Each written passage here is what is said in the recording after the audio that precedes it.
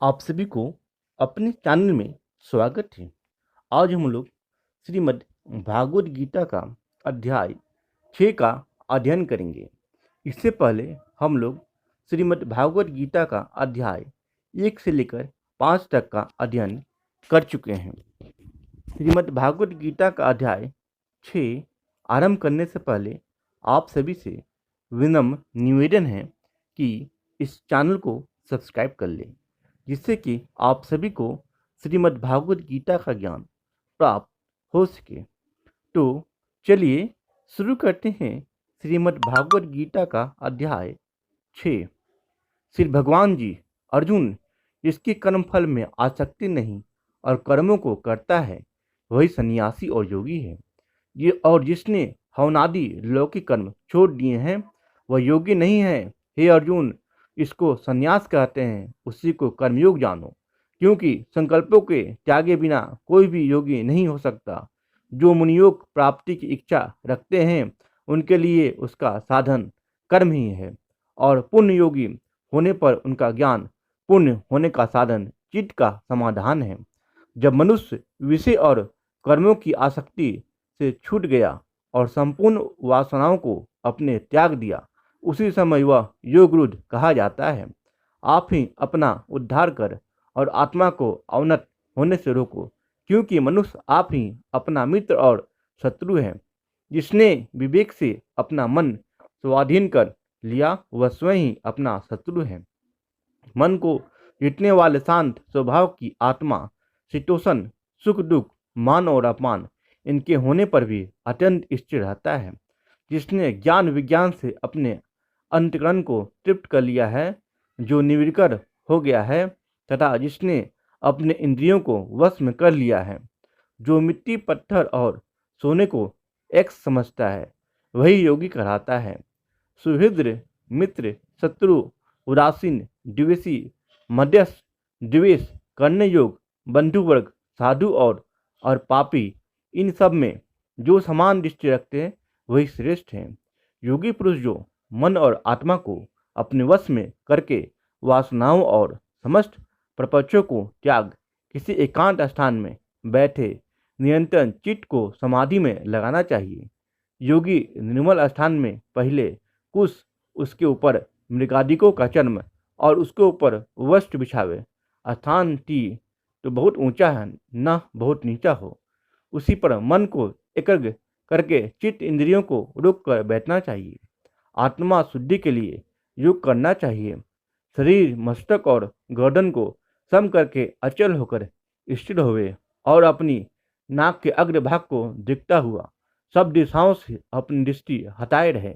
भय रहित होकर शांत चित्त से ब्रह्मचर्य व्रत पालन कर मन को रुक कर मुझ में ही लीन हो मन को योग में लगावे। इस प्रकार मन को वश में रखने वाला योगी को निरंतर योग अभ्यास करते रहते से मुझ में रहने वाले और अत्यंत में निर्वाद पद अर्थात मेरे स्वरूप में लीन करने वाली शांति प्राप्त होती है। हे अर्जुन, जो अधिक भोजन खाता है या अनेक दिन उपवास करता है, जो बहुत सोता या जागता ही रहता है, उसको योगी नहीं प्राप्त होता। जो उपयुक्त आहार और विहार करता है, कर्मों का योग रीति से पालन करता है, जो यथा समय सोता और जागता है, योग ऐसे पुरुष का दुख मिट जाता है। तब संयम को प्राप्त हुआ चित्त अपने आत्मा में ही स्थिर हो जाता है और सब कामनाओं से निवृत्त हो जाता है। तभी योगी पद पा जाता है। जिस प्रकार वायु रहित स्थान में रखा हुआ दीपक चलायमान नहीं होता, उसी प्रकार योगी अपने चित्त को निश्चय रखकर उसका संयम करता है और अंतरन को समाधि लगाता है। जिस अवस्था योग अभ्यास के कारण चित्त का वेग रुककर विषयों पृथक होने लगता ही, और जब शुद्ध अंतरन से आत्मा को ही देखकर आत्मा में ही संतुष्ट होता है, जिस अवस्था में वह अत्यंत सुख को जो इंद्रियों द्वारा जाना नहीं जा सकता, वरना केवल बुद्धि से जाना जाता है, अनुभव करता है, और जब वह योगी आत्मा में स्थित हो, उससे विचलित न हो, इस अवस्था को पाकर फिर और कोई लाभ उसको नहीं जचता, और जहाँ स्थिर होने से और कोई बड़ा भारी दुख उसे वहाँ से चलायमान नहीं कर सकता। इस अवस्था को दुख संयोग वियोग कारक युग नामक जानना सो योग निविकल्प चित्त से निश्चय करके करना ही चाहिए। संकल्प से उत्पन्न होने वाली समस्त कामनाओं को त्याग कर और मन से सकल इंद्रियों को रोक धैर्य के साथ बुद्धि को अपने अधीन कर धीरे धीरे विषयों से दूर हटे और भली भांति मन को आत्मा में स्थिर करके किसी पदार्थ की चिंता न करे। यह चंचल और स्थिर मन जिधर जिधर जाए उधर उधर उसे इसको हटाकर आत्मा के वश में करना चाहिए। इस प्रकार शांति चित्त तथा रजोगुण से रहित निष्पाप तथा ब्राह्मण स्वरूप योगी को उत्तम सुख प्राप्त होती है। इस रीति से निरंतर योगाभ्यास करने वाला योगी समस्त पापों से छूटकर सहज ही उस परम सुख को पा लेता है जो ब्रह्म के संयोग से प्राप्त होता है। जिसका मन योग में स्थिर हो गया, उसकी दृष्टि भी सर्वत्र समान हो जाती है। वह सब प्राणियों में अपने को और अपने में सब प्राणियों को देखता है। जो सब में मुझको तथा मुझ में सबको देखता है, उससे मैं अलग नहीं रहता और मुझसे वह अलग नहीं रहता। जो अभेद भाव से रहता है और प्राणियों में स्थिर मेरा मनन करता है, वह योगी चाहे जिस अवस्था में रहे मुझे से मिल जाता है। हे अर्जुन, जो समस्त प्राणियों के दुख सुख को अपने दुख सुख के समान समझता है और सबको समभाव से देखता है, वही श्रेष्ठ योगी है। अर्जुन ने कहा, हे मधुसूदन, आपने समान देखे सो मन के चंचल मन बड़ा ही अति पराक्रमी और दृढ़ है। इसको अधीन रखना तो मुझे वायु को बांध रखने के ही समान प्रतीत होता है। श्री कृष्ण भगवान ने कहा, हे महाबाहो, इसमें संदेह है न कि मन अति चंचल है और इसे वश में करना बड़ा ही कठिन है। तो भी हे कुंती पुत्र, अभ्यास और वैराग्य से अधीन कर लिया जा सकता है। जिसका मन वश में नहीं, उसको योग अत्यंत दुर्लभ है, ऐसा मेरा मत है। परंतु मन को वश में करने वाला प्रयत्न करते रहने से उपाय द्वारा इस योग को प्राप्त कर सकते हैं।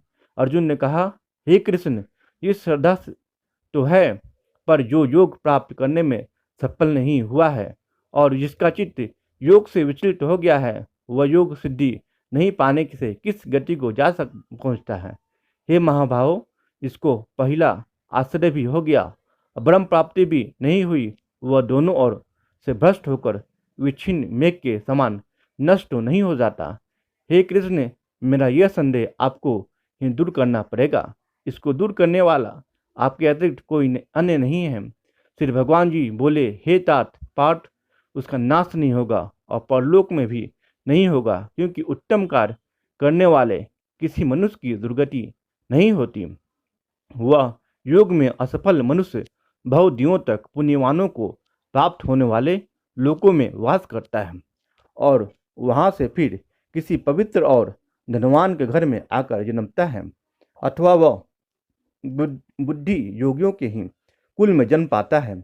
इस प्रकार का जन्म पाना भी इस लोक में बड़ा ही दुर्लभ है। हे कुरुनंदन, यह योगियों के वश में जन्म लेकर पूर्व जन्म के बुद्धि संस्कार अर्थात आत्मा ज्ञान को पाता है और उससे अधिक सिद्धि के लिए यत्न करता है। पूर्व जन्म में किस योग का अभ्यास के बल से अनेक विघ्नों के पड़ने पर भी वह मोक्ष को प्राप्त होता है। योग को यदि केवल इच्छा हो तो भी पुरुष शुद्ध ब्रह्म के परे जा पहुँचता है। बड़े श्रम और यत्न से जो योगाभ्यास करता है, वह पापों से शुद्ध होकर अनेक जन्मों में परिश्रम करके सफल होता है और परम गति को पाता है। बड़े बड़े तपस्वियों से भी योगी श्रेष्ठ हैं, ज्ञानियों से भी योगी श्रेष्ठ हैं। इसलिए हे अर्जुन, तुम योगी बनो। केवल मुझ में मन लगाकर मेरी प्राप्ति के लिए जो मेरा भजन करता है, उसको समस्त योगियों के मध्य में मैंने अत्यंत श्रेष्ठ माना है। इति 6वां अध्याय समाप्त हुआ। अब हम लोग 6ठे अध्याय का महात्म का अध्ययन करेंगे। श्री भगवान बोले, हे लक्ष्मी, 6ठा अध्याय महात्म सुन। गोदावरी नदी के तट पर एक नगर था। वहाँ एक जन श्रुति राजा था। वह बड़ा धर्मज्ञ था। एक दिन उस नगर में हंस उड़ते उड़ते आ निकले। उसमें से एक बैठा कि उतावला उड़ गया। तब नगर के पंडित ने कहा, हे हंस, तू ऐसा उतावला उड़ा है, क्या तू राजा जनश्रुति से आगे ही स्वर्ग को जाना चाहता है? तब उन पंछियों में जो सरदार था, उसने कहा, इस राजा से भी एक रैयक मुनि श्रुति श्रेष्ठ है, वह बैकुंठ का अधिकारी होएगा। बैकुंठ लोक स्वर्ग से ऊंचा है। जब यह वार्ता राजा ने श्रवण की, तब मन में विचार करे कि मेरे से उसका पुण्य होएगा जी की यह हंस स्तुति करते हैं। ये विचार के कहा, उसका दर्शन करिए। राजा ने 37 रथ मंगवाकर सवारी करी। प्रथम बनारस जी काशी जी में जाकर गंगा में स्नान किया, दान किया और महाराजा का दर्शन किया। फिर लोगों से पूछा, यहाँ कोई रैयक मुनि भी है? लोगों ने कहा नहीं। तब राजा दक्षिण दिशा को गया, द्वारकानाथ को परसा, वहां स्थान ध्यान कर दान किया। दोनों लोगों से पूछा, यहाँ कोई रैयक मुनि है? उन्होंने कहा नहीं। तब राजा पश्चिम दिशा को गया, जहाँ तीर्थों पर जावे, वहां जाकर दान स्नान कर रैयक मुनि को फिर पूछे। फिर राजा ने उत्तर दिशा को जाकर बद्रीनारायण जी निकले, वहां राजा का रथ चले नहीं। तब राजा ने कहा, मैंने सकल धरती की प्रदक्षिणा करी है, किसी स्थान पर रथ नहीं अटका, यहाँ अटका। यहाँ कोई ऐसा पुण्यात्मा रहते हैं जिसके तेज से मेरा रथ नहीं चलता। तब राजा रथ से उतरकर आगे चला। देखो तो एक पर्वत की कंदरा में अतीत बैठा है, उसके तेज से बहुत प्रकाश हो रहा है, जैसे सूर्य की किरणें होती है। तब राजा ने देखते ही कहा, यह रैयक मुनि होगा। राजा ने दंडवत कर चरण वंदना करी, हाथ जोड़ के स्तुति की। तब रैयक मुनि ने राजा का आदर किया और कहा, हे पृथ्वीपति, तू 4 धाम का प्रश्न हारा, धर्म के साधन हारा और तू पुण्यात्मा है। तब राजा ने मुनि से पूछा कि आपका तेज ऐसा किसके बल से है? तब मुनि ने कहा, हे राजन, मैं नित्य प्रति गीता जी के 6ठे अध्याय का पाठ करता हूँ। इस कंदरा में इसी का उजाला है।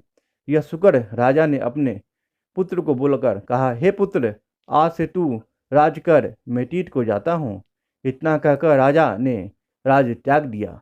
रैयक मुनि से 6ठे अध्याय गीता जी का पाठ करने लगा। इस पाठ के प्रताप से राजा कई वर्ष बीत गए। एक दिन प्राणायाम करने के दोनों से ने देह त्याग दिया। स्वर्ग से विमान आए, जिस पर बैठकर बैकुंठ को गया। श्री नारायण जी कहते हैं, हे लक्ष्मी, यह 6ठे अध्याय महात्म है जो तू ने श्रवण किया। इति श्री 6ठे अध्याय का महात्म समाप्त हुआ। बोली बोली श्री हरि कृष्ण की जय। बोली बोली श्री नारायण विष्णु की जय। बोली बोलिए श्री कृष्ण की जय।